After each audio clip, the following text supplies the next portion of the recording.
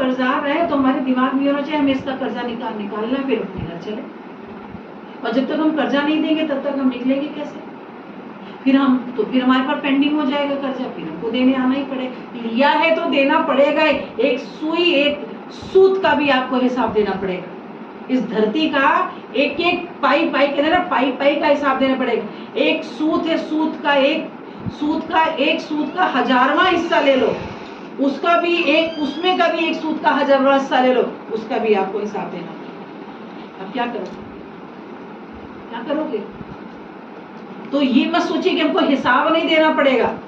इसीलिए तो अनंत जन्म हो रहे हैं, इसीलिए अनंत जन्म हो रहे हैं कि हमें बार बार आना पड़ रहा है। कोई ना कोई हम गड़बड़ कर दे रहे हैं, कुछ ना कुछ ऐसा कर दे रहे हैं जो हमें बार बार आना पड़ रहा है। अब भगवान ने कृपा की, हमको ज्ञान दे रहे हैं, समझ दे रहे हैं कि प्लीज संयम बरतो, संभल जाओ, किसी से राग द्वेष मत करो, किसी से लेना देना मत करो। जो है भगवान का नाम लेके भगवान पर भरोसा करो। आज तुम्हारे पास खाने को नहीं, कोई बात नहीं, आज हमारा व्रत है, आज हम भगवान के नाम में व्रत रखेंगे। जब भगवान के नाम में तुम व्रत रखोगे तो भगवान तुम्हें भूखा कैसे रख सकते हैं? एक माँ अपने बच्चे को भूखा नहीं रख सकती, तो भगवान हमको कैसे भूखा? ये विश्वास भगवान पर होना चाहिए हम लोगों का। ये विश्वास हम लोगों का भगवान पर नहीं है, इसीलिए हम लोगों को दुख होता है कि हम लोगों को विश्वास नहीं भगवान। तो भगवान पर हम लोगों को निरंतर यही विश्वास करना है कि प्रभु आए हैं, जिसका जो लेना देना आप। अच्छा, तारीफ की बात यह है कि करवाते भी वही है। भाई अगर इसका देना है तो हमको देंगे देने के लिए, इसका लेना है तो उसको देंगे हमें देने के लिए। तो लेना देना भी वही करवाते हैं। जैसे अभी बच्चा पूजा कर रहा है, आरती आई तो पैसा किसने दिया? माँ बाप ने दिया, बेटा भगवान को चढ़ा दो। तो उसके पास तो पैसा है नहीं, तो हमारे पास कहाँ से है? तो हमारे माँ बाप भगवान है, तो वो ही तो हमको हर कर्म, प्रसाद के लिए तो दिया ही दिया, हर कर्म के लिए भगवान हमें दे रहे हैं धन।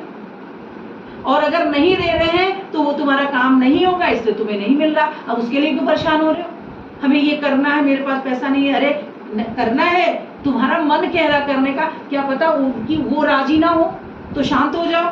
राजी रहूं मैं तेरी रजा में, उनकी जैसी रजा होगी उसमें हम राजी रहेंगे। हो सकता है मेरा मन भाग रहा है कि ये मेरा मन कह रहा हम ये जाके ले लें, अब पैसा है नहीं तो अब हम परेशान हो रहे हैं। तो जब पैसा होगा तो अपने आप ही वस्तु आ जाएगी। तो जब वो देंगे तो वो हमें देते भी हैं करने के लिए, देने के लिए भी, लेने के लिए भी वो ही देते हैं। हम कहाँ से लेके आए हैं पहले ये बता दीजिए। इतनी तो दिमाग है ये कि जो जन्म लिए तो नंगे आए थे, जन्म लिए तो नंगे आए थे, यहाँ लेके तो कुछ आए नहीं थे, अपने शरीर पे एक वस्त्र भी नहीं लेके आए थे। फिर जिस घर में जन्म हुआ, चाहे अमीर में चाहे गरीब में, चाहे जैसे जगह जन्म हुआ, तो वहां पे मेरा जन्म का मतलब मेरा प्रारब्ध ऐसे ही बना कि जैसे तुम्हारे कर्म थे वैसे ही उस जगह पे तुम्हारा जन्म हुआ। और जब उस जन्म हुआ तो जैसे जैसे बढ़ोगे, उस माहौल में बढ़ोगे, वैसे तुम्हारी प्रवृत्ति हो जाएगी, वैसा तुम्हारा भाव स्वभाव हो जाएगा, उस तरीके से तुम पलोगे। राजा के घर में हो तो उसका उस स्वभाव हो जाता, गरीब में हो तो उसको खाने को नहीं मिला तो रोटी सूखी खा लेगा, उसमें वो खुश है। अमीर घर में हो 56 भोग दे दो तब भी वो खुश नहीं है। तो ये तुम्हारी धीरे धीरे प्रवृत्ति, तुम्हारे पूर्व जन्म के कर्मा से फिर धीरे धीरे ऐसे ऐसे ऐसे सब खुलते चले गए। तो तुम्हारे खुल रहे हैं तो तुम इस बात पर विश्वास तो करो।